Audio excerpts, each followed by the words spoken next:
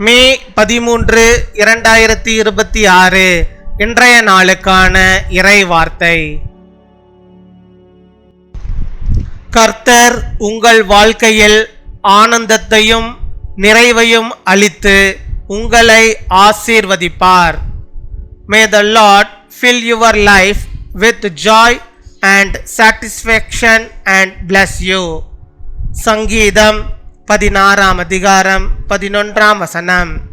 Psalm chapter 16 verse 11.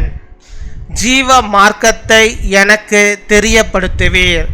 உம்முடைய சமூகத்தில் பரிபூர்ண ஆனந்தமும் உம்முடைய வலது பாரிசத்தில் நித்திய பேரின்பமும் உண்டு. என் அன்பு சகோதர சகோதரிகளே, உண்மையான ஆனந்தம் கர்த்தருடைய சந்நிதியில்தான் உள்ளது. உலகம் தரும் சந்தோஷம் தற்காலிகமானது, ஆனால் தேவன் தரும் ஆனந்தம் நிரந்தரமானது.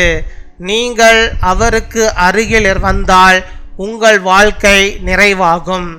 அவர் உங்கள் உள்ளத்தை சந்தோஷத்தால் நிரப்புவார். You have made known to me the path of life.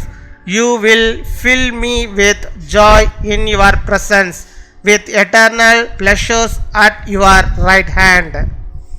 My dear brothers and sisters, true joy is found in the presence of the Lord. The happiness the world gives is temporary, but the joy God gives is eternal.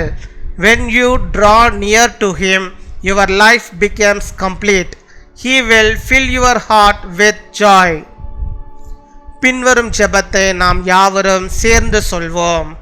அன்பான பரலோக தந்தையே, எங்கள் வாழ்க்கையை உமது ஆனந்தத்தால் நிரப்பும். நோயாளிகளை தொட்டு சுகமாக்கி அவர்களுக்கு சுகத்தை அளித்தருளும். திருமணத்திற்காக காத்திருக்கிறவர்களுக்கு சரியான துணையை அருளும். இன்று பிறந்த நாள் மற்றும் திருமண நாளை கொண்டாடுகிறவர்களை சந்தோஷத்தாலும் சமாதானத்தாலும் நிரப்பும். எங்கள் வாழ்க்கையில் உமது சந்நிதி எப்போதும் இருக்கட்டும். இயேசுவின் நாமத்தில் ஜெபிக்கிறோம். ஆமேன்.